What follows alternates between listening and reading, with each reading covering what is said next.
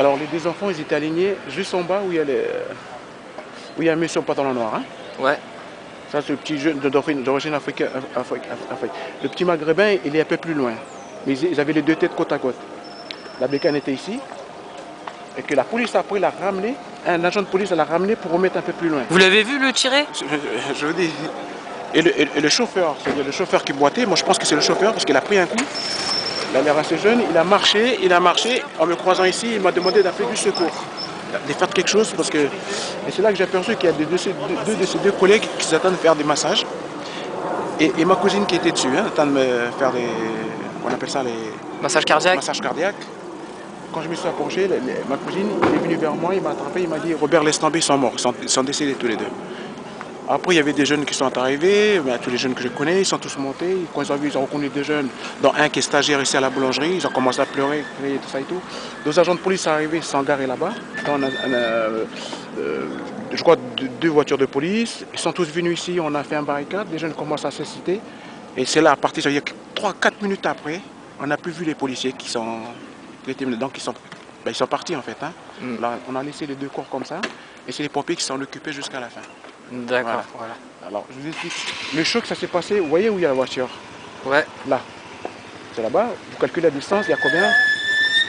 20, 30, 40 mètres là d'ici? 40 mètres, 50? La bécane était ici. D'accord. Les deux corps étaient là.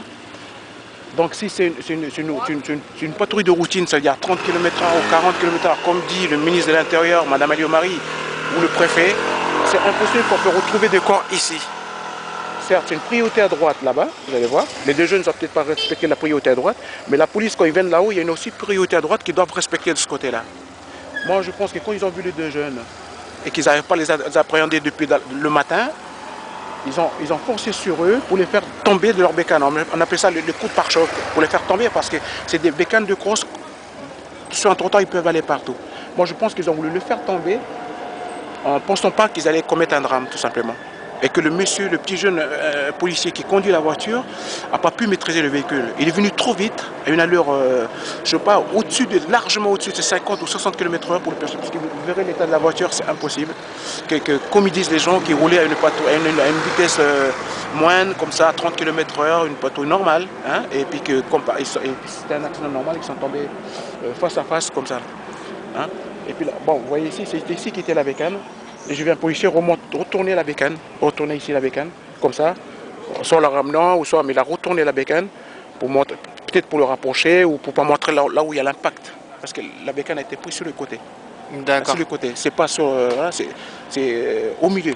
Parce que la route de devant, elle n'est pas voilée si c'est un choc frontal. C'est-à-dire que ça tournait, le guidon il était normal. Parce que quand vous voyez l'état de la voiture de la police, ça veut dire que si c'est un choc frontal, il ne remet plus de roues. C'est-à-dire, à la minute, même les pneus, ils ont été crevés, voilés. Mais là, la roue de devant était bien. Et ça veut dire qu'on les a pris en plein fouet, boum, comme ça.